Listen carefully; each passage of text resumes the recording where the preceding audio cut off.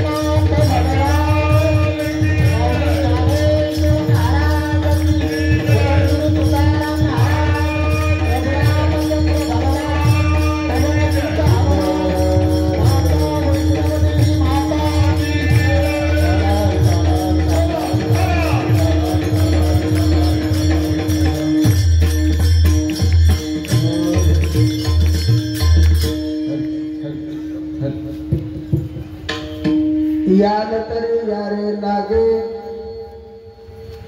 आवघे माझ्या मागे मागे देतो पोट भरी पुरे म्हणाल तो वरी हळूहळू चाला कोणी कोणाशी न बोला आज देतो पोट भरी पुरे म्हणाल तो वरी तुका मने सांगा घाटे तेने नका भरू पोटे आज देतो पोट भरी पुरे म्हणाल तो वरी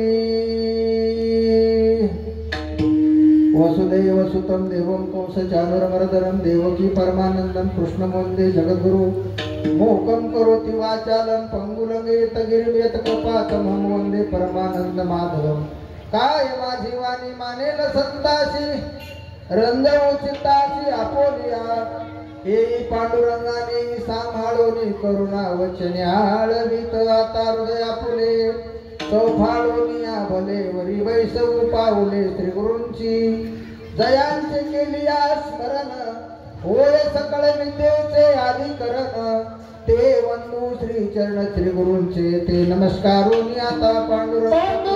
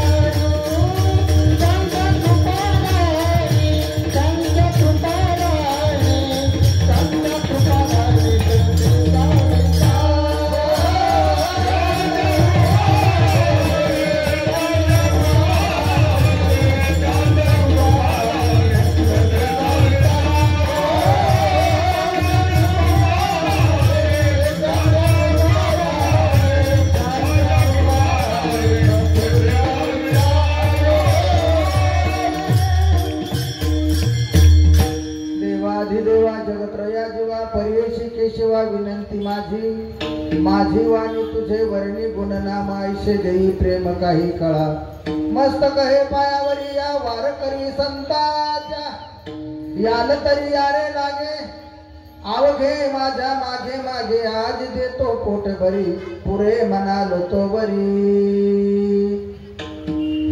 प्रस्तुत प्राप्तस्थळी आजच्या या प्रसादाच्या कीर्तन रूपी सेवेकरता निवडलेला अभंग जगद्गुरु संत श्रेष्ठ तुकाराम महाराज यांचा बाळक्रीडेच्या प्रसंगातील आहे आणि बाळक्रीडेच्या प्रसंगातील असूनही गोपाळांबरोबर चोरी कर्म केलेलं आहे या अभंगातून आणि त्या चोरी कर्म केलेल्या अभंगाचं वर्णन जगद्गुरु तुकाराम महाराज करतात। अर्थात या अभंगातला जो संवाद आहे हा गोपाळ आणि भगवान श्रीकृष्णाचा आहे। संवादातले शब्द काय आहेत लक्षपूर्वक ऐका। संवादातले शब्द असे आहेत भगवान श्रीकृष्ण परमात्मा सर्व गोपाळांना आज एक आश्वासन देत आहेत। काय आश्वासन देत आहेत? अय गोपाळांनो, तुम्ही सर्वजण माझ्या मागे यायचं असेल तर या। या हा शब्द नाही, याल तरी यारे लागे। तुम्हाला जर यायचं असेल तर माझ्या मागे या आणि एक आणि दोघंही येऊ नका, अवघे माझ्या मागे मागे या।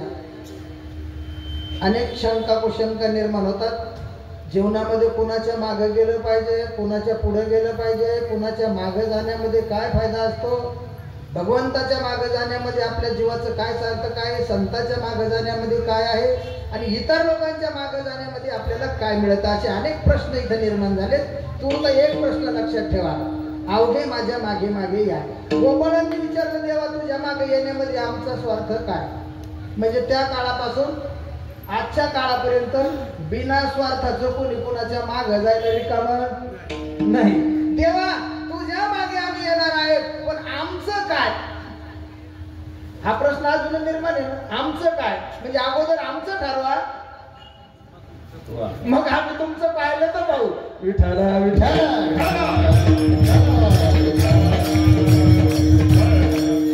अभंगाच्या दुसऱ्या जन्मामध्ये महाराज सांगतात, तुम्ही जर माझ्या मागे आलात ना, मी तुम्हाला पोटभर देणार आहे. ऐका बरं का, मी तुम्हाला पोटभर खायला देणार आहे. आतापर्यंत खरंच आपलं पोट भरलं का? काय काय खाल्लं म्हणजे पोट भरेल? बरं, हे पोट भरण्यासाठी आतापर्यंत आपले काय काय प्रयत्न चालू आहेत? कुणाच्या पोटात काय काय घातलं तरी त्यांचे पोट भरलेत का? मग पोट भरण्याचा जो प्रतिज्ञा आणि शब्द देणारे ते जगद्गुरु तुकाराम महाराज म्हणतात, मी मात्र तुम्हाला पोटभर देणार आहे.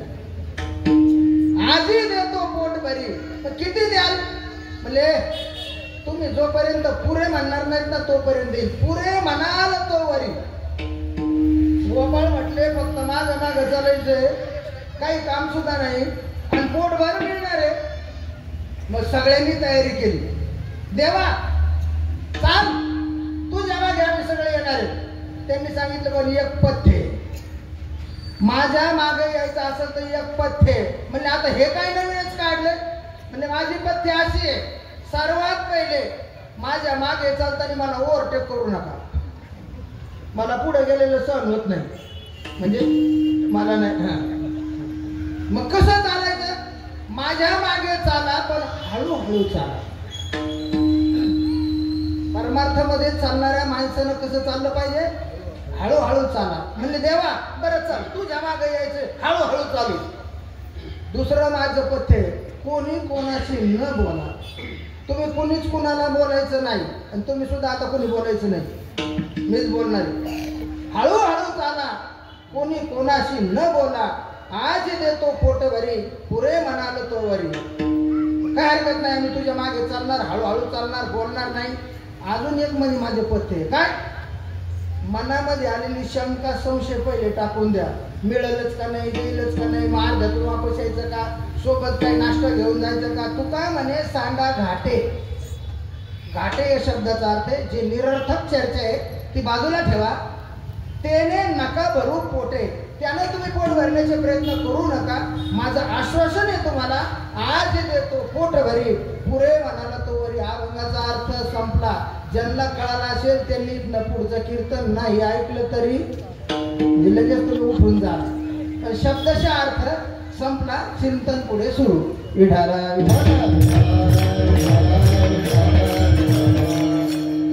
परिहार अत्यंत महत्वाचा.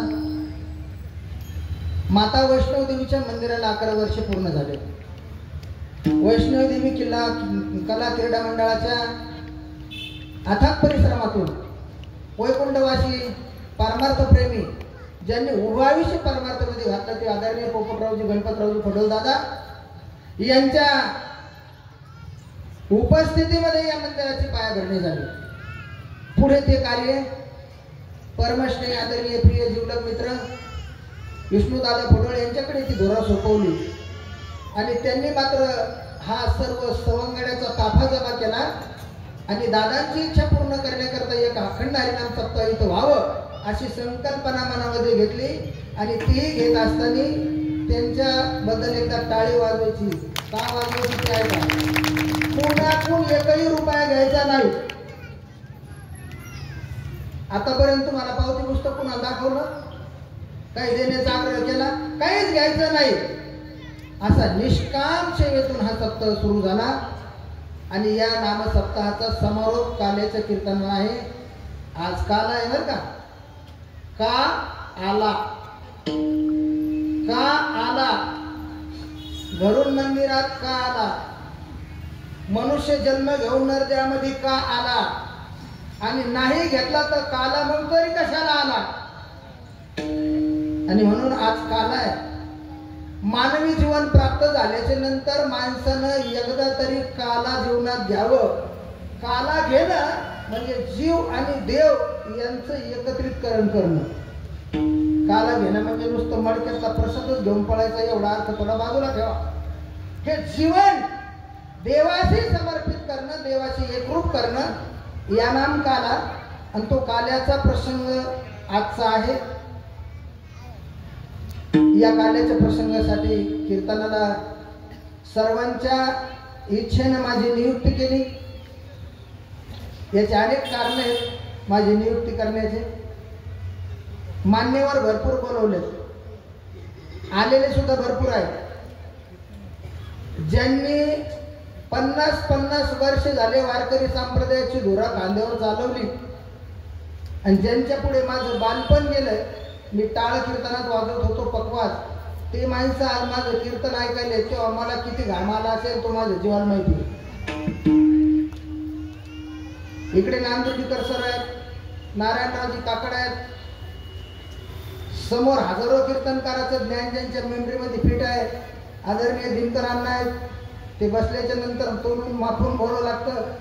घरामध्ये सासू आली का सुनबाईला कसा पदर घेऊन चालावं लागतं तशी आम्हाला शिस्त ठेवावं लागतं. शेजारी आमचे रामगोडा सरकर, खाली रथी महारथी सर्व मान्यवर बसले. निवृत्तीनाथ दादाचा सर्व ट्रस्ट येणार आहे थोड्याच वेळात. सर्व भरगच्च कार्यक्रम या ठिकाणी होतोय. मी हे सर्व माहोल बघून बऱ्याच वेळा असा विचार करत होतो का माझंच कीर्तन का ठेवलं असेल. त्याचे कारण माझ्या मनानं असे काढले. घरचा महाराज असला का जिथं बेल दिली ते थांबू शकतो, पहिलं कारण. त्यांनी मला सूचना दिली, महाराज सगळे आले का मी तुम्हाला सांगणार आहे, थांबा की जागेवर रामकृष्ण हरी जय विठ्ठल, पहिलं कारण. बरोबर आहे. जेवढं लांबवायचं म्हटलं तेवढं लांबवता येईल, जेवढं शॉर्टकट मध्ये घ्यायचं म्हटलं तेवढं शॉर्टकट मध्ये घेता येईल. आणि काल्याचं कीर्तन नाही तरी असंच असतं. कार्यकर्त्याने सूचना दिली, महाराज काल्याचं कीर्तन आहे ना, लवकर आटवायचं आपल्याला. म्हटलं 20 मिनिटात. सत्यनारायणाची पोथी कशी आटवती 20 मिनिटात. ऐका साधू वाण्याने सत्यनारायणाचा प्रसाद अपमान केला. सत्यनारायणाचा प्रसाद अपमान केल्यामुळे द्रव्यानं भरलेली नौका पाण्यामध्ये बुडून गेली. इति प्रथमाध्याय गोडा. साधू वाण्याच्या पत्नीने आपल्या मालकाने सत्यनारायणाच्या पूजेचा अपमान केला आणि म्हणून तिने सत्यनारायणाची पूजा केली. आपल्याला व्यवस्थित करा, एवढ्या वेळ बरोबर होतं बरं का, व्यवस्थित करा, वाढवावड करून कुठं जाऊ नका त्याला. परत तिने सत्यनारायणाची पूजा घातली. साधू वाण्याच्या पत्नीने सत्यनारायणाची पूजा केली, सत्यनारायणाचा प्रसाद भक्षण केला आणि चमत्कार घडला. दरव्याने भरलेली नौका पाण्यातून वर आली. द्वितीय अध्याय करू का 5 पूर्ण. हे काल्याचं कीर्तन तसंच आहे. मला सांगितलं महाराज काल्याचं कीर्तन लवकर आणता. मी कृष्ण गाई घेऊन यमुनेकडे लवकरच वळवला. ते एक जण पळत आलं म्हणजे बाबा अजून 20 मिनिटं चालू आहे. म्हणलं का रे, म्हणजे कढईमध्ये ना कुत्र्याचं पिलू पडले, दुसरी उकळायची. लक्षात ठेवा, काल्याच्या कीर्तनाचा प्रसंग म्हटलं का इतर दिवसाचे जे कीर्तनकार असतात, इकोसिस्टम गडबड केली. इतर दिवसाचे जे कीर्तनकार असतात हे स्वतंत्र विषय घेऊन चालतात. त्यांना वाटल तो अभंग त्यांनी घ्यायचा. आपण 7 दिवस कीर्तन ऐकले, त्यांनी आपापल्या मतानं अभंग निवडले. पण आजचा कीर्तनकार हा पारतंत्र्यामध्ये असतो, आजचा कीर्तनकार बंधनामध्ये असतो आणि आजच्या कीर्तनावर जबाबदारी असते. त्याला नेम दिलेले असतात का त्यांनी फक्त आणि फक्त गोकुळातल्याच कृष्णाचं चरित्राचं वर्णन करायचं, इतर बोलायचं नाही. चरित्र ते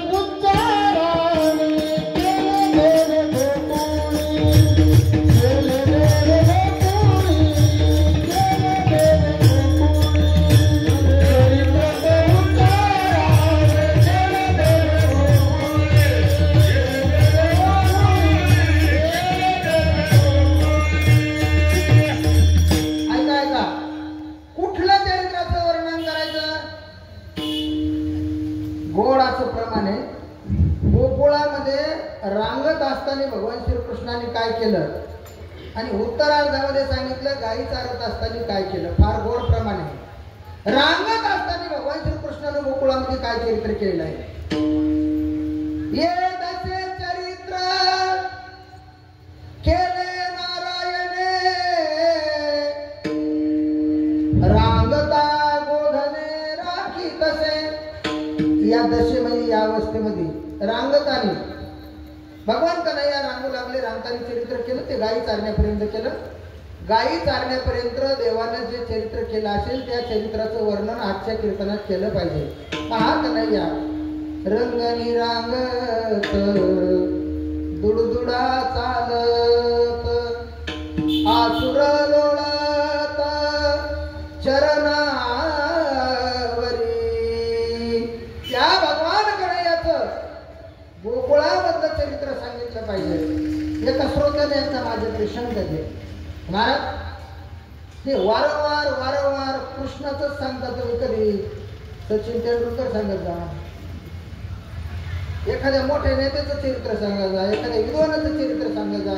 कृष्णाचंच चरित्र का याचे काही कारण मी तुमच्या पुढे सांगणार आहे आणि नंतर अभंगाकडे येणार आहे. कदाचित कारण सांगता सांगताच कीर्तनाची वेळ संपली तर अभंग तसाच ठेवून देईल. पण महत्वाचं आहे का ऐका ऐका. पहिलं कारण असं आहे हा देव सर्वांसाठी सारखा आहे. ज्याचं चरित्र ऐकायचं आहे तो देव सर्वांसाठी सारखा आहे. कसा सारखा आहे का? आता ज्या वेळेला अक्रूर घ्यायला आला आणि अक्रूराच्या रथामध्ये भगवान श्रीकृष्ण आणि बळीराम दादा बसले आणि कंसाच्या नगरीमध्ये गेलेले आहे. कंसाच्या नगरीमध्ये भगवान कन्हैया ज्या वेळेला गेले त्यावेळेला भगवान श्रीकृष्ण तिथल्या लोकांना कसे दिसले? सगळ्यांना सारखे दिसले नाही. जे विद्वान होते त्यांना कृष्ण विद्वान दिसले. जे लोक कपटी होते त्यांना कृष्ण कपटी दिसला. जे लोक सुंदर होते त्यांना कन्हैया सुंदर दिसला. जे लोक म्हातारे होते त्यांना कृष्ण म्हातारा दिसला. जे पैलवान होते त्यांना कृष्ण पैलवान दिसला. कंसाला तर आपला काळ आल्यासारखा वाटला. मल्हाराम पैलवानाला पैलवान म्हणजे जो सर्वांना सारखा दिसतो सर्वांसारखा असतो. हा एक गुण भगवान कन्हैयाकडे असल्यामुळे कृष्णाचं चरित्र. कारण नंबर दोन या भगवान परमात्म्याची जी लीला आहे ना ही द्विधावस्थेतली. द्विधावस्था कशी येते ऐका. अर्जुनाच्या रथावर सारथ्य करणारा हाच आणि अर्जुनाला गीता सांगणारा सुद्धा. मला सांगा ड्रायव्हर जर गीता सांगित असेल तर किती अवघड. तो जर संस्थेत शिकलेला असला काही हरकत नाही. ड्रायव्हर सुद्धा संस्थेतला विद्यार्थी असं ते गीता सांगू शकतो. पण एकीकडे भगवान श्रीकृष्ण सारथ्य करतात आणि दुसरीकडे तेच भगवान श्रीकृष्ण अर्जुनाला गीता सांगतात. हा त्यांचा अधिकार आहे म्हणून त्यांचं चरित्र. दुसरं ऐका ना. अरे ज्याने गीता सांगितली तोच विटेवरती कर्कटेवर ठेवून उभा राहिला म्हणून त्याचं चरित्र. जेने गीता उपदेशिली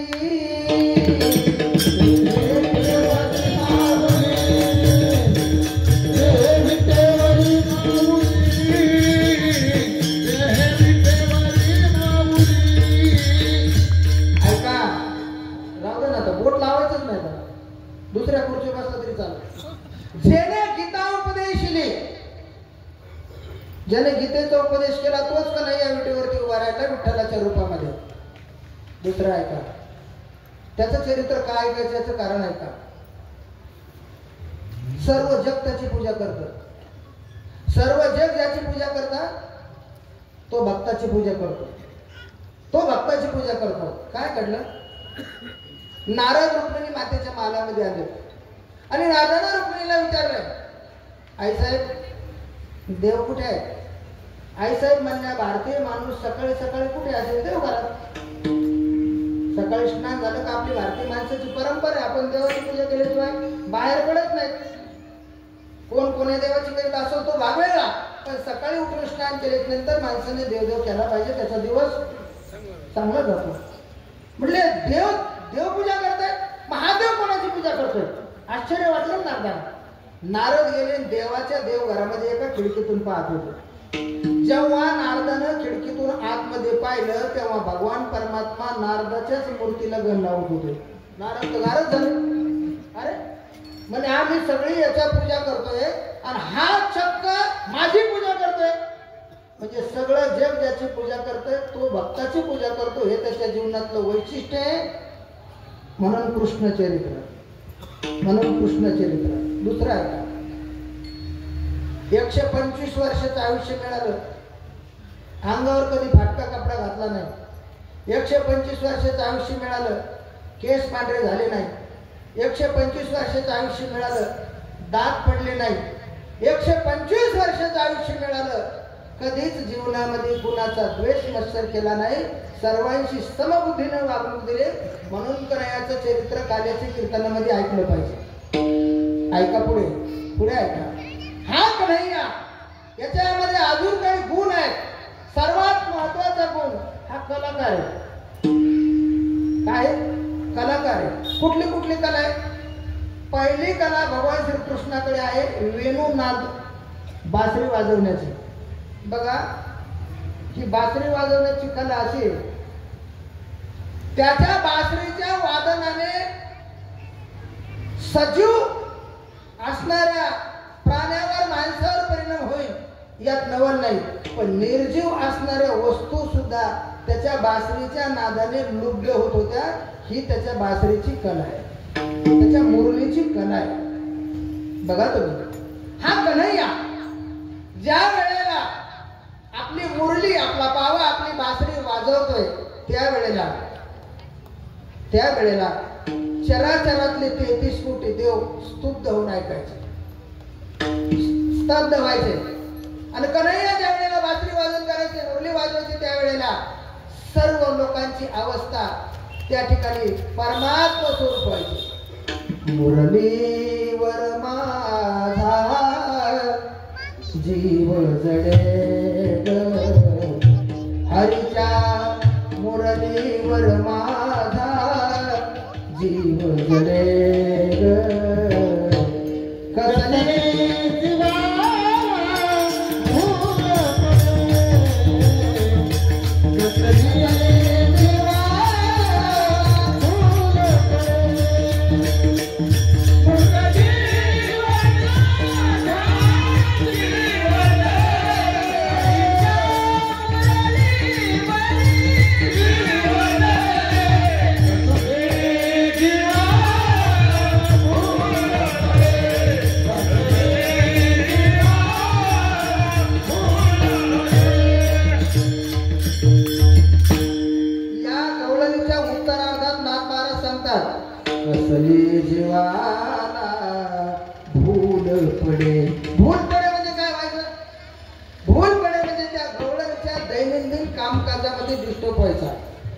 डिस्टर्ब व्हायचा. त्यांचं चित्त भगवान परमात्म्याच्या मुरलीचा वेध घेतल्यामुळे, परमात्म्याशी एकरूप त्यांचं चित्त झाल्यामुळे त्यांच्या दैनंदिन कामकाजामध्ये ढवळाढवळ व्हायची. हरिणे माझे हरिले चित्त भारवित विसरली. तो भगवान कन्हैया ज्या वेळेला मुरली वादन करायचा, तुझ्या मुरलीची ध्वनी अकल्पित पडली कानी, मी विहळ झाले अंतकरणे, घरधंदा विसरले. आहार सावळ्या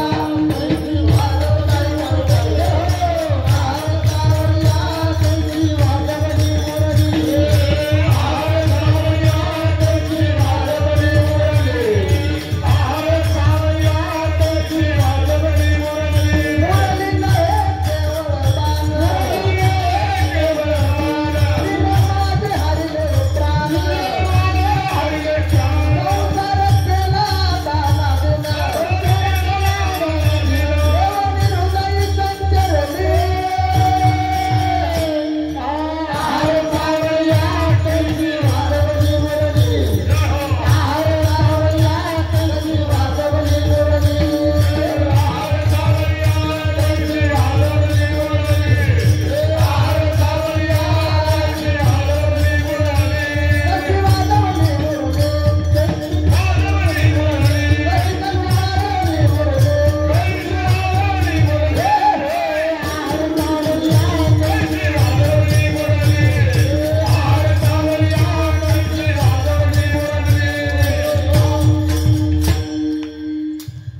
आहार सावळिया कशी वाजवली मुरली. परिणाम काय झाले ते ऐका. परिणाम झाले पाहिजे, अवस्थेमध्ये बदल झाला पाहिजे. ज्या नामस्मरणामध्ये आपण आहोत त्या नामाचा प्रभाव आपल्यावरती झाला पाहिजे. त्या नामाचा प्रभाव व्हायचा. आणि गवळणी कन्हैयाशी बोलायच्या. मुरली वाले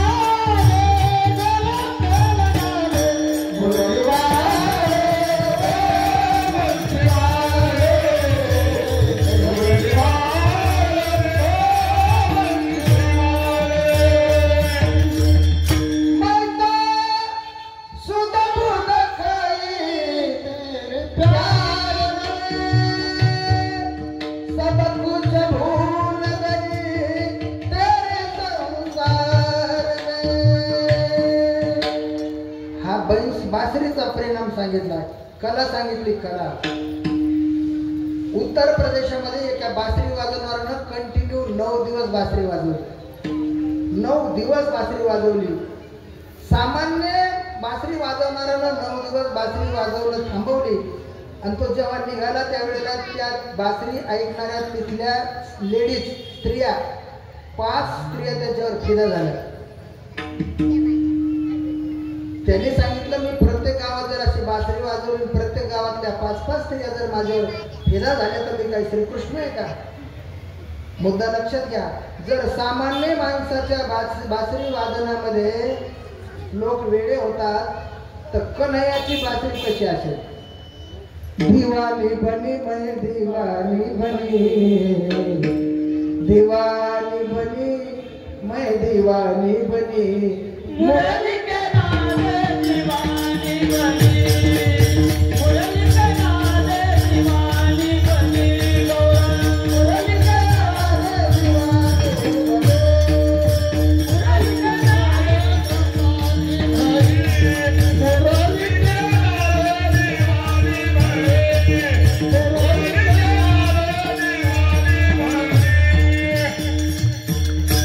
बघा, दीवानी बनी मैं दीवानी बनी, मुरली के नादे दीवानी बनी. ही कला आहे. कृष्णाचं चरित्र काय याचे कारण फक्त सांगतो बरं का मी. ही कला आहे.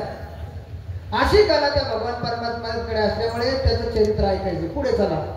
भगवान कृष्णाच्या जीवनामध्ये त्याचं जे चरित्र आहे 9 रस भरित आहे. 9 रस. रस रस आमरस नाही. आणि नवसागरचा पण रस नाही. ज्या ज्या वेळेला त्याच्या जीवनामध्ये जो जो प्रसंग आला भगवान कन्हैया त्या रसामध्ये त्यांच्याशी क्रीडा करत होते. मी एक विचारतो तुम्हाला, अर्जुनाला ज्या वेळेला गीता सांगितली त्यावेळेला भगवान श्रीकृष्णाकडे कुठला रस होता? काल्याचे कीर्तन आपण ऐकतोच आहे, जरा वेगळं आहे का काहीतरी. भगवान श्रीकृष्णाने अर्जुनाला गीता सांगितली त्यावेळेला भगवान कन्हैयाकडे कुठला रस होता? शांत रस. ब्रह्मरसाचे पारणे अर्जुनाला जे केले नारायणे, तेथे अवसरे पाहुणे पातलो आम्ही. बघा, हा शांत रस आहे. गवळणी बरोबर ज्या वेळेला भगवान परमात्मा रासक्रीडा करत होते, किती सांगू मी सांगू कुणाला, किती सांगू मी सांगू कुणाला,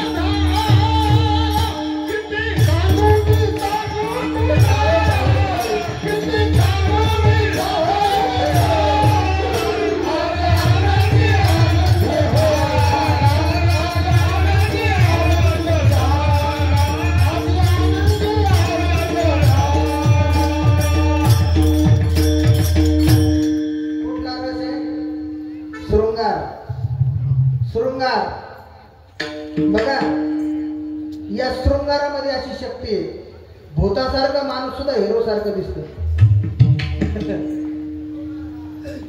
हे जे पार्लर मध्ये जातात किंवा जे पार्लर चालवतात, जाताना माणूस बघायचा आणि बाहेर येताना माणूस बघायचा. काय हा शृंगार आहे आणि तो तेव्हापासून आलेला आहे. या शृंगाराचं इतकं महत्व आहे शास्त्रामध्ये.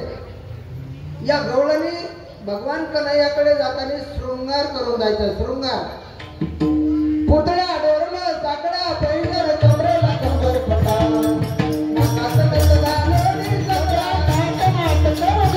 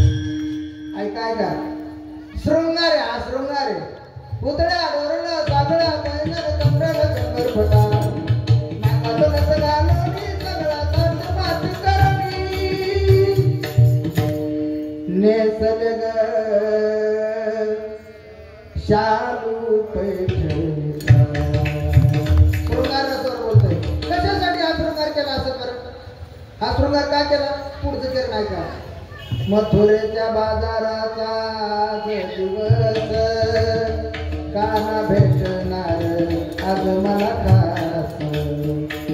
नाव ठेवू नका कोणी, नाव ठेवू नका कोणी. पुतळ्या डोरलं सगळा बैल कमरेला नाकात नथ घालून सगळा आटमाट करून नेसल ग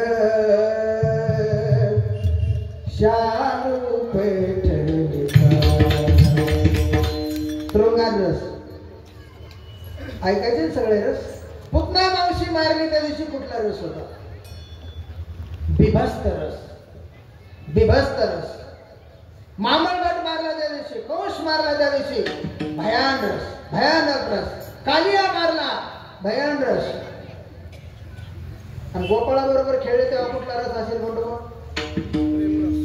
हे तर चिंतन आपल्याला कळालं पाहिजे. काल्याची कीर्तन गोपाळाशी भगवान कन्हैया खेळत होते त्यावेळेला रस कुठला होता? हास्य रस. हास्य. एवढे हसले, एवढे हसायचे, एवढे हसायचे.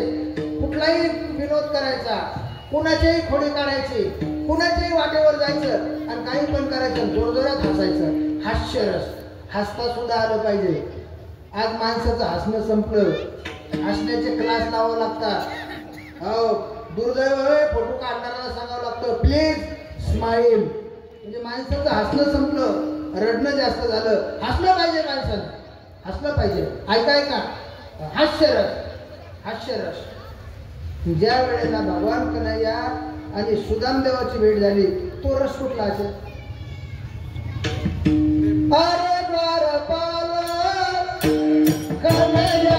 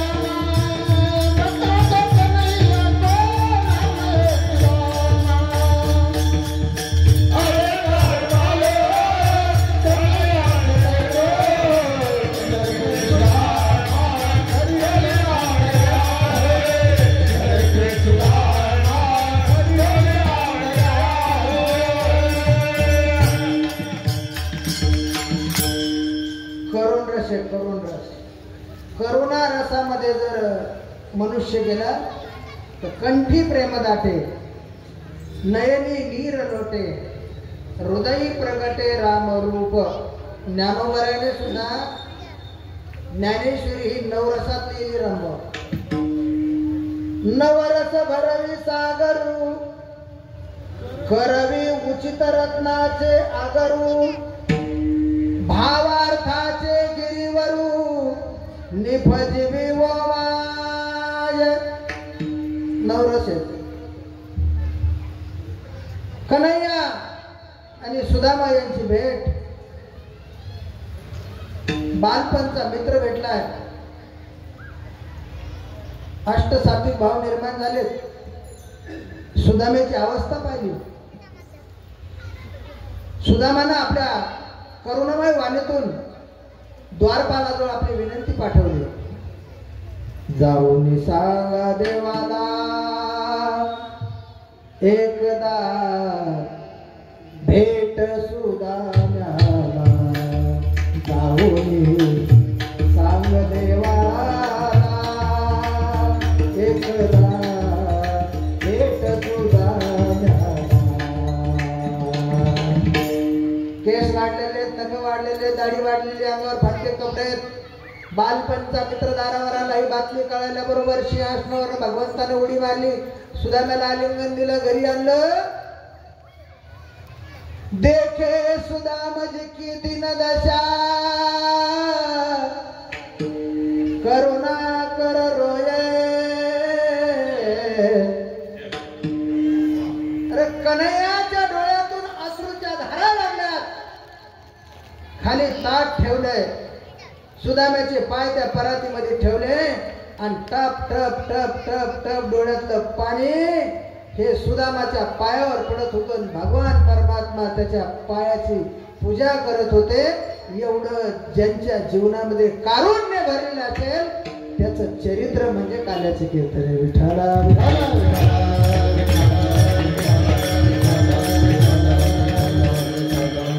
ऐकाय ना, एवढ्यावर थांबायचं नाही. माझा अभंग नाही सुटला तरी चालेल, पण आज काला काय हे सांगून जायचं. ऐका ना, एका गुरु दक्षिणाच्या माध्यमातून, अरे एक गुरु दक्षिणा देण्याच्या निमित्ताने त्या गुरु दक्षिणाचा मोबदला म्हणून ज्याने आपल्या गुरु पत्नीचा मेलेला मुलगा जिवंत करून दिला त्याचं चरित्र म्हणजे काल आहे.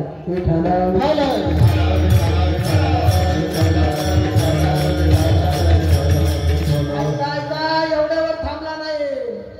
एका बहिणीशी नातं जोडले आणि एका बहिणीच्या नात्यासाठी कौरव पांचाळी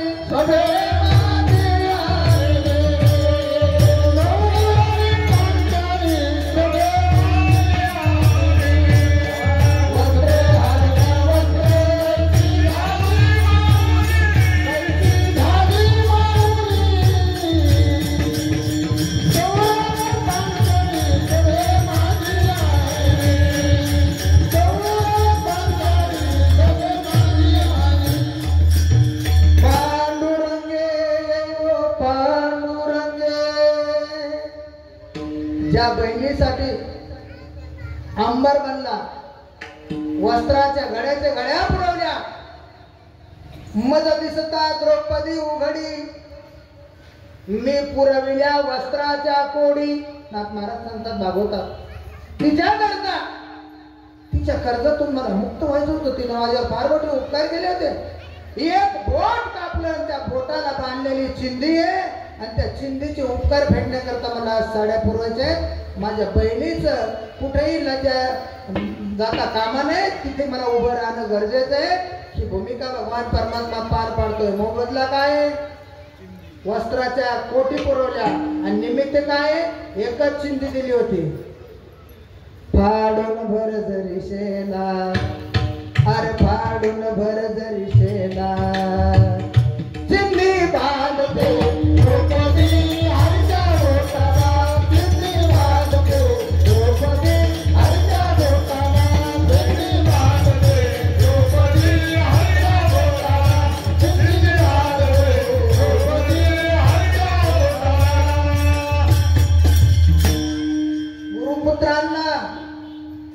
वस्त्र पुरवले. त्याचं चरित्र म्हणजे काल आहे. एवढ्यावर थांबायचं नाही. वयाच्या 11व्या वर्षी त्यांनी कंसाला मारलं. वयाच्या 11व्या वर्षी त्यांनी कंस मारला. त्या कन्हैयाचं चरित्र आहे.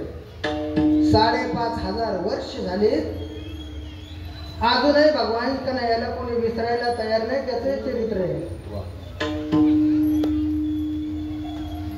विरोधी भक्ती किती जोरात केली बघा. एक ओवी सांगतो नाथ भागवतातली. आज जास्त इकडचे तिकडचे दृष्टांत सांगणं उचित वाटत नाही. माझ्या पुढे बसलेले सर्व रथी महारथी आहेत. श्रीपाद महाराज कुलकर्णी समोर बसलेले. वा धन्यवाद बरं का.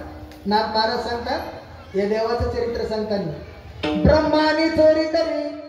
ओवी ऐका. ब्रह्मानी चोरी करी कृष्ण देवानी व्यभिचारी पुत्र कलत्र हेही भारी सर्व परिधाविनी. पुढे एकदा ऐका. अविवाहित असून गृहस्थाश्रमी आहे. जरा घोटाळ्यात टाकतो तुम्हाला. अविवाहित असून गृहस्थाश्रमी आहे आणि विवाहित असून ब्रह्मचारी आहे. विठाला विठाला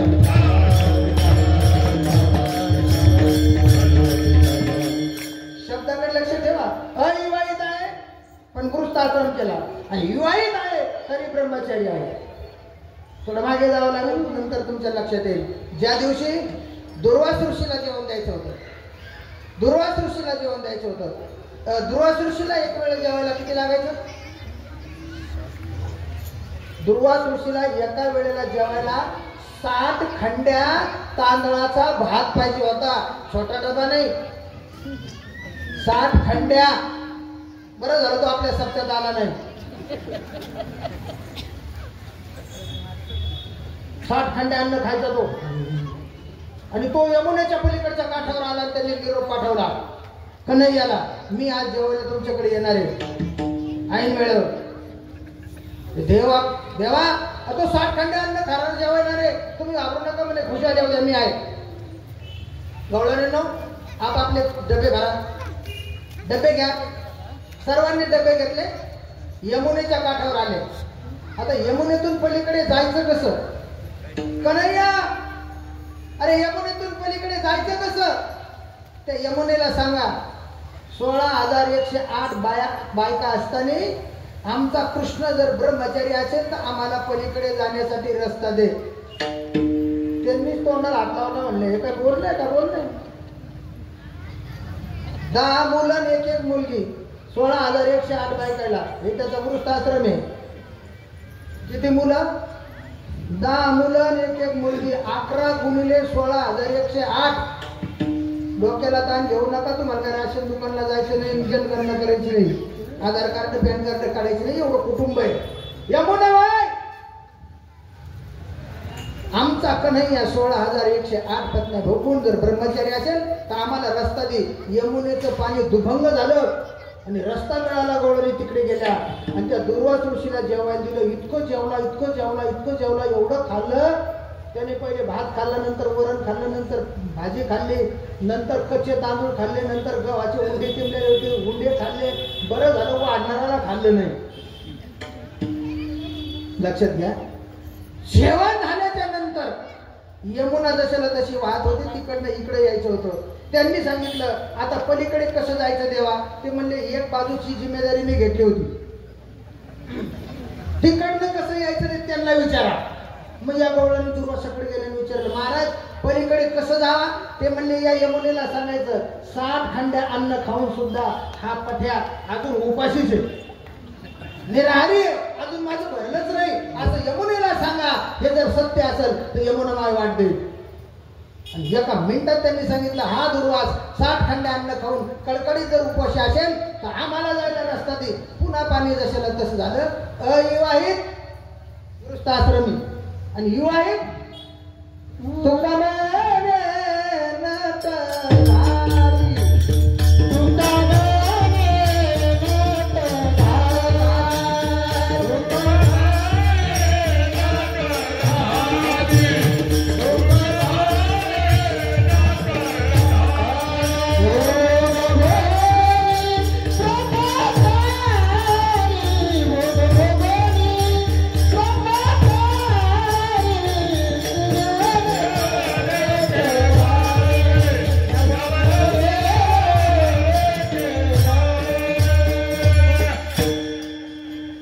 भाऊ 10 मिनिटं घेतले चालेल ना? तुमचं बोट असं होत नाही तोपर्यंत मी संपवणार नाही, कारण पुढच्या वर्षी मला संधी मिळेल का नाही त्याच्यापेक्षा आपलं आजच ओके करून घ्यावा. ऐका पुढे ऐका. अविवाहित गृहस्थाश्रमी, विवाहित, ब्रह्मचारी हे सर्व सूत्र ज्यांच्या जीवनाशी जुळतात त्यांच्याच काल्याच्या प्रसंगाला कथा सांगायच्या असतात. आपण त्या लेवलला केव्हाही जाऊ शकत नाही.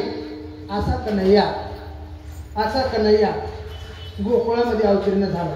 आता यायचा अभंग कडे. असा कन्हैया गोकुळामध्ये अवतीर्ण झाला आणि हा कन्हैया गोकुळामध्ये अवतीर्ण झाल्याच्या नंतर यशोदेच्या महालामध्ये आता लवकर चालतो जरा रांगत होता. तळवेतळ हात टेकिता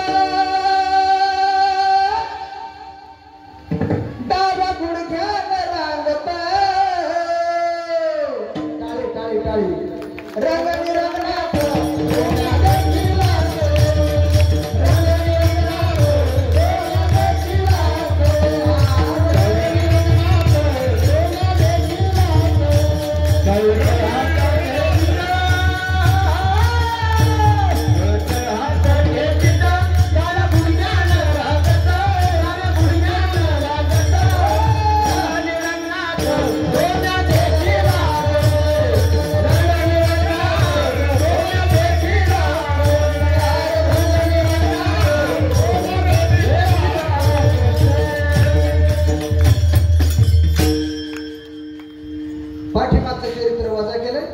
तळवेतळ हात टेकिता डाव्या गुडघ्याने रांगत रंगनी रंगनाथ तोम्या देखिला. कोण सांगते कोणाला? गवळण जशवंती पै सांगे आली या कृष्णाचे मी मागे येणे येणे ओ श्रीरंगे नवनीत माझे बक्षिले आईचा पुराण प्रसिद्ध चोर केशव नाम्याचा दातार पंढरपुरी उभा विटेवर भक्त पुंडलिकासाठी. कन्हैया रांगत होते. रांगणारा भगवान कन्हैया आता 5 वर्षाचा झाला. चला कन्हैया 5 वर्षाचा झाला. यशोदा सांगत आहे 5 वर्षाचं माझं बाळ 5 वर्षाचं माझं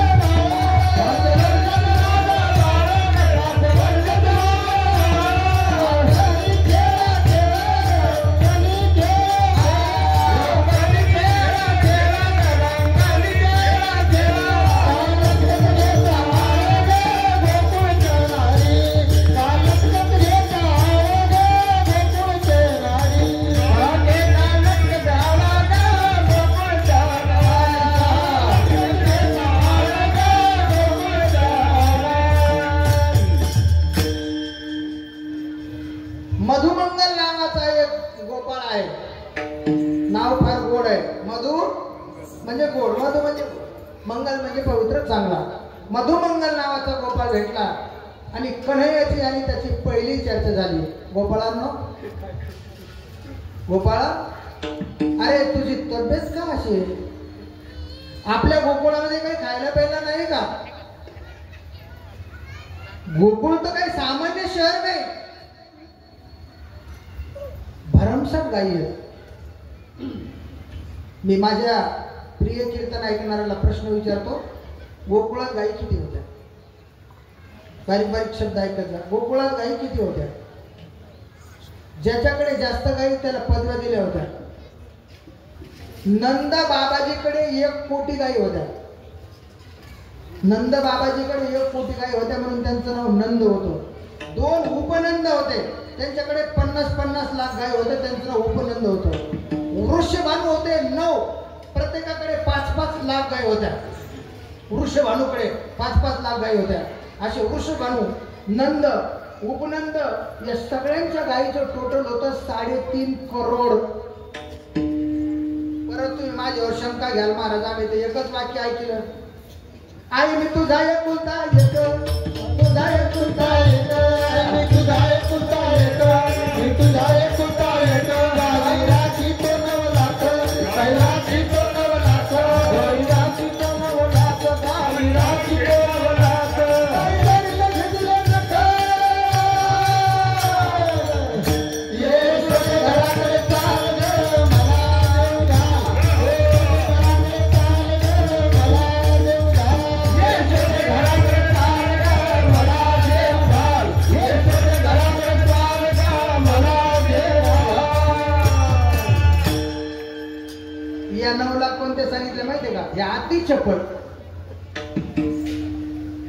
अति चपळ 9 लाख होते आणि तो त्याच्यावर स्वाधीन केले होता कन्हैयाच्या.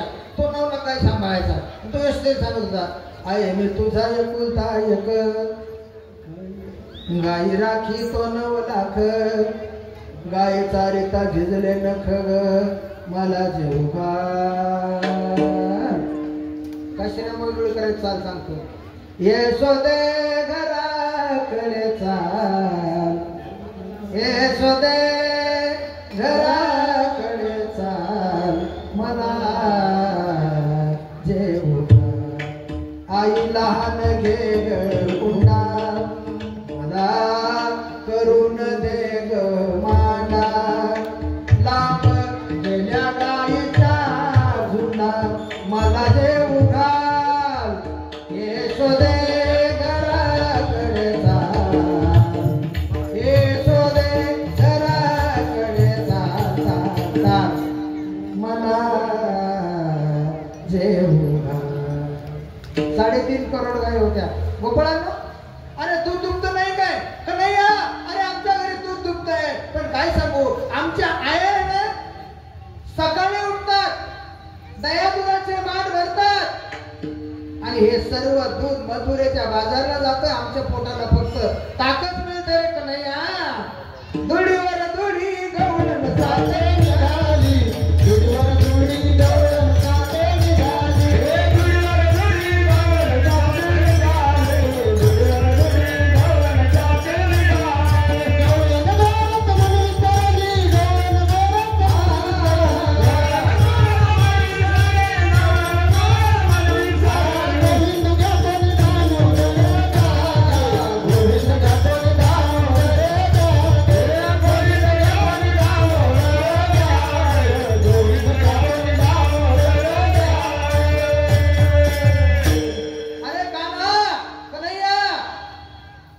या सर्व गवळणी गवळण मथुरेला निघाली, कसे भूल पडली मला,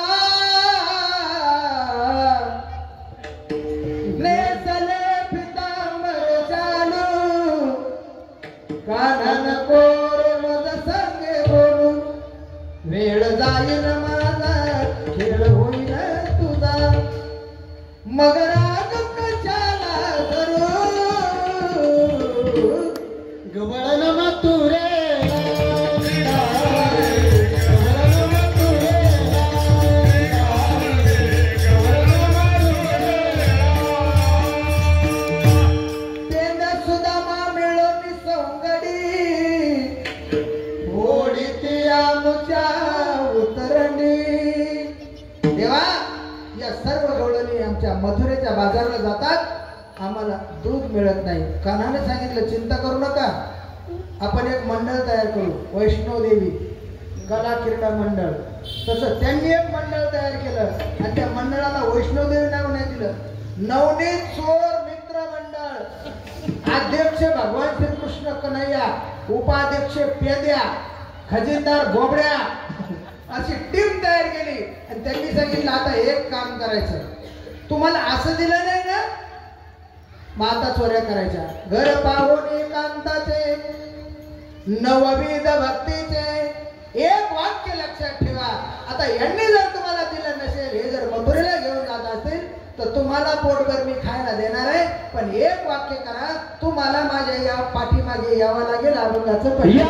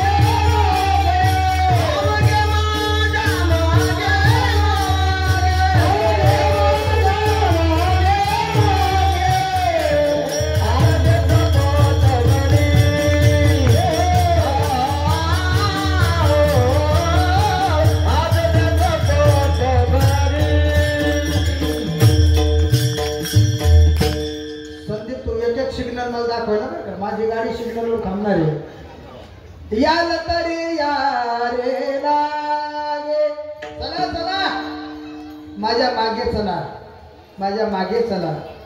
मनुष्य जीवन प्राप्त झालं ना, देवाच्या मागे चला, देवाच्या मागे चला. ज्याच्या मागे आपण चालतोय ना तो देव आहे, आणि त्याच्या मागे जर आपण गेलो नाही ना तो पाठमोरा होत असतो, आणि तो पाठमोरा जर झाला तर आपल्यावरती विघ्न येत असतात. देव झाला पाठमोरा आणि नसती विघ्ने येती घरा. देवाच्या मागे चालायचं. पण एक ऐका बरं का, नाही आता कळालं मला, आता 5 मिनिटं 10 मिनिटाच्या पुढे जाणार नाही. सर्व विश्वस्त आलेले त्यांच्या नावाने एकदा टाळी वाजवू आणि आपण त्यांचं स्वागत करू. मलाही मौका मिळाला, मी आता काय 6 मारल्याशिवाय थोडंच राहणार. IPL चालू आहे. ऐका ऐका, या स्वागत सगळ्यांचं. खाली खुर्चीवर बसा किंवा वरती आले तरी चालेल. महत्वाच्या विषयाकडे लक्ष द्या. याद तरी या रे लागे, हे शब्द देवाचे. द्या द्या खुर्च्या द्या. वाजवता का महाराज? नाही वाजवा थोडस. माझ्या कीर्तनाला कधीच पकड वाजवलं नाही, तुम्ही पुढं कधी वाजवलं त्याची गॅरंटी नाही. होऊ दे एकदा. माझी अध्यक्ष आहेत, अतिशय सुंदर मृदुंग वादक आहेत. वा वा वा. तो आहे का लोकांना तुझी अपेक्षा आहे? हो विठाला विठाला विठाला. ऐका ऐका, अभंगाच्या शब्दाकडे लक्ष ठेवा. या न तरी या रे लागे,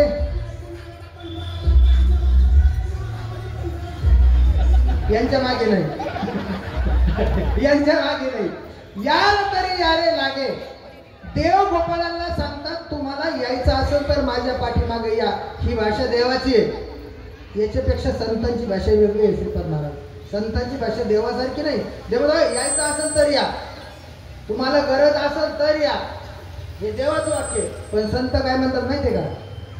या रे लहान थोर, या रे लहान थोर, या रे लहान थोर, या रे लहान थोर, लहान बोलते नारी नर, त्याती बोलते नारी नर,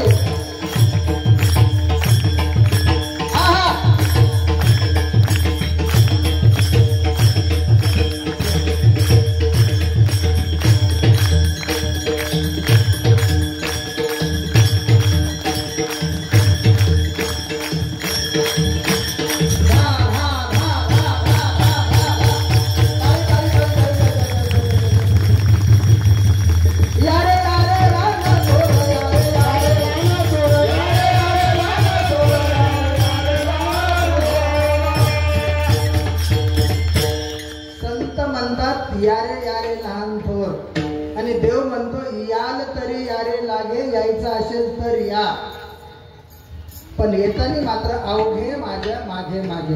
देवा तुझ्या मागे येण्यामध्ये आमचं काय फळ आहे? तुम्हाला मी पोटभर खायला देणार आहे. मला हे सांगा, पोट भरतं का कधी? बरं पोट भरण्यासाठी नुसतं खायलाच लागत का? खाऊनच पोट भरतं का? बरं किती खाल्लं म्हणजे भरतं? राजगुरू महाराज वय किती आहे तुमचं आता? इथून सुरुवात करतो. 57 वर्षात तुम्ही किती भात खाल्ला? माझ्या बापाचा नाही खाल्ला, कुणाला घ्यावा म्हणून तुम्हाला घेतलं. 10 क्विंटल भात, गहू, बाजरी, साखर भरलं का? भरत पोट खाण्यानेच भरत नाही. पोट भरण्यासाठी खायलाच लागत नाही. पण एक वाक्य लक्षात ठेवा, एखाद्या आईचा एकुलता एक मुलगा 10 वर्षाच्या नंतर जर भेटला, एखाद्या आईचा एकुलता एक मुलगा 10 वर्षाच्या नंतर भेटला आणि त्या आईने जर त्या मुलाला मिठी मारली तर ती आई सांगते, बाळा आज माझं पोट भरलं. एखाद्या मित्राने आपल्या मुलीच्या लग्नामध्ये बोलवलं, आवर्जून विनंती केली आहे, माझ्या मुलीच्या लग्नात तुम्हाला यावं लागेल बरं का, आवर्जून या, तुम्ही आलेच पाहिजे. आणि तो परदेशात राहणारा मित्र त्या मुलीच्या लग्नासाठी जर आला तर लग्न झाल्याच्या नंतर हा मित्र त्याच्या गळ्यामध्ये पडतो, सांगतो, एवढे लोक आले याचं काय नाही वाटलं, पण तुम्ही बाहेरच्या देशातून माझ्या मुलीच्या लग्नासाठी आलात ना, खरोखर तुम्हाला मंडपात पाहिलं, तुम्हा सगळ्यांना मी आधी तर पाहिलं, तुमचं किती रिकाम आहे मला माहित नाही. माझं पोट तुम्हाला पाहून भरलं. आपलं पोट भरलं पाहिजे. देवाला पाहिल्याबरोबर पोट भरतं. आजी देतो पोट भरी, पुरे म्हणाल तो वरी. एक पथ्य पाळा, हळूहळू चाला. माणसाला परमार्थात आल्याच नंतर घाई खूप झाली. हळूहळू चाला. पहिले माळकरी वळ, नंतर वारीमध्ये चाल, नंतर हरिपाठ पाठ कर, नंतर काकडा भजनात ये, नंतर भजन मानायचं शिक. 500 अभंग, 500 ज्ञानेश्वरचे ओळा पाठ कर. पुन्हाच्या तरी सान्निध्यात जा. थोडीफार मधुकरी मागून खा. साधक अवस्थेमध्ये जग. हळूच कोण एका दिवशी कीर्तन कर, गैर हजर राहिला का मग रिकाम्या जागा भराय पहिले फेटा बांध आणि मग मग नाव लाव. याला म्हणायचं हळूहळू चाला. आता आपल्याला किती घाई झाली हे आपण बघा. आणि हे करत असताना एक पथ्य पाळा, कोणी कोणाशी न बोला. न बोलायचा अर्थ असा आहे, हा असा तो तसा, यांनी अमकं केलं त्यांनी तमकं केलं, यांनी काय दिवा लावला त्यांनी काय वाट लावली. कोणी कोणाशी न बोला. तुझं कार्य तू कर, बोलण्याच्या भानगडीत पडू नको. तू काय म्हणे सांडा घाटे तेने नका भरू पोटे. सर्व गोपाळ भगवान कन्हैयाबरोबर निघाले. सर्वांना पोटभर खायला मिळाले. गोकुळामध्ये एकच चर्चा झाली आणि गवळणी सांगू लागल्या, पहाती गवळणी तवती पालथी दुधानी, मनती नंदाची पोरे आज चोरी केली खरे. सकाळी सकाळी सुनबाई उठली, सासूबाईला सांगायली. सुनबाई उठली, सासूबाईला सांगायला लागली, आत्याबाई घरात चोर फिरला.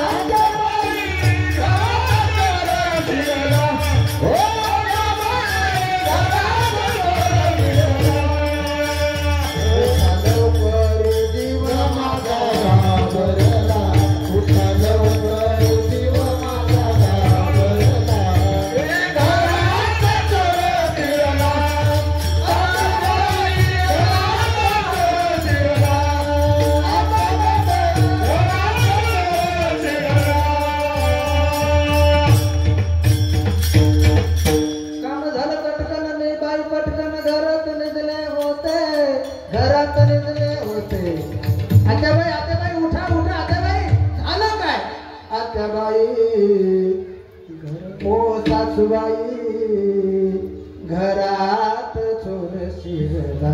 काय केलं चोरानं? दह्या दुधाचं भक्षण केलं, दूध पालथं घातलं, मडके फोडले, सर्व नासाडी केली. आणि मग या सर्व गवळणी हे सर्व गाराने घेऊन प्रथमतः यशोदेच्या दारावर आले. ऐक यशोदे कर निघ तुझे या बाळाचे. ऐक यशोदे, तुझा लाडका नाही आहे ना, तुला गोड वाटत असेल, अगं याला सांभाळ. याच्यावरती लक्ष ठेव. यशोदा सांगितली अगं झालं काय बाई, सांगा तर खरी काय झालं. मग ती गवळण सांगायला लागली, परवा आला आमच्या घरा, दारी निजला होता म्हातारा, उचलून टाकाचा डेरा, वरी त्याच्या टाकीला, तिसरी आली धावणी, याने काय केली करणी, पतीची दाढी माझी वेली, दोन्हीची गाठ गे मारोनी. यशोदे ग यशोदे ग यशोदे, सांभाळा पुन्हा हरी. बस यशोदे सांभाळ सांभाळ सांभाळ सांभाळ. मग यशोदा बाहेर आली, तिने सांगितलं कन्हैया, ही गवळण म्हणती माझ्या घरी आला, ती म्हणती माझी गाय सोडली, ही म्हणती माझं मडकं फोडलं, हे खरं आहे का? आई आई आई, अगं हे सगळं खोटं आहे. तू एक बाजूला बोलू नको, माझं पण ऐक ना. हिनं माझं चेंडू घेतला, हिनं माझी गोटी घेतली, हिनं माझा भोवरा घेतला. मग यशोदेला ताकद मिळाली, पदर खोचला, कन्हैयाला कडेवर घेतलं आणि आलेल्या गवळीने सांगू लागली, का ग 12 घरच्या 12, का ग ढालगजा, का ग बाळ सगुण तान, बाळ दिसत गोचिरवान, काल घेता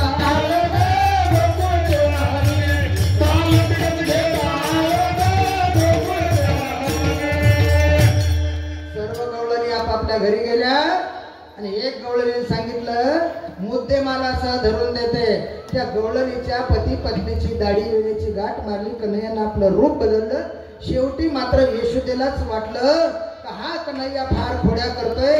आणि मग यशोदा सांगू लागली, कृष्णा तू नव्हे ताकीद करते, घरी कुणाच्या जाऊ नको. कन्हैया आता कुणाच्या घरी जाऊ नको. आणि मग कन्हैयाच्या हातामध्ये त्याच दिवशी खांद्यावर घोंगडी दिली, हातामध्ये काठी दिली आणि सर्व गायी घेऊन भगवान कन्हैया गायी चारण्याकरता निघाले. गायी चारायला भगवान परमात्मा जेव्हा यमुनेच्या वाळवंटात चालले, त्यावेळेला सर्व गवळणी राधेच्या जवळ आल्या आणि राधेला विचारू लागल्या, शेवटचे 5 मिनिट आहेत. आग राधे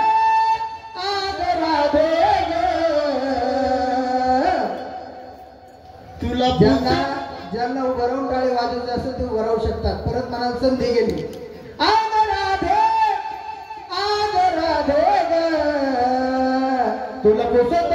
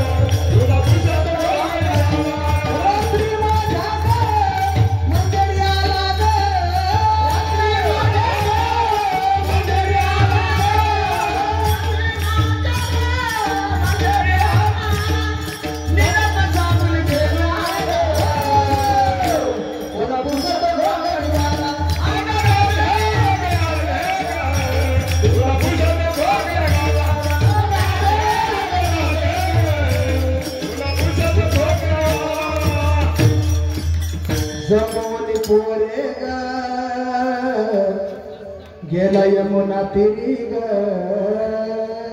काय केलं? वाटत गोपाळ गाला राधे, पुसत घोंगडीवाला.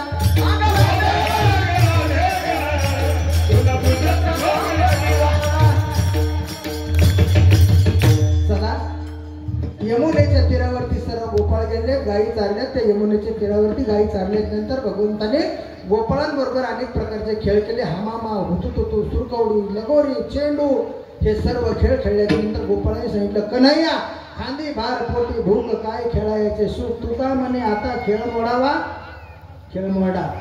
आणि भगवंताने सर्व गोपाळांना एकत्र बसवलं, त्यांना कमलाकार बसवलं, सर्वांच्या शिबिर एकत्र घेतल्या आणि सर्वांना यमुनेच्या वाळवंटामध्ये पवित्र काला भगवंताने वाटप केला. विठोबा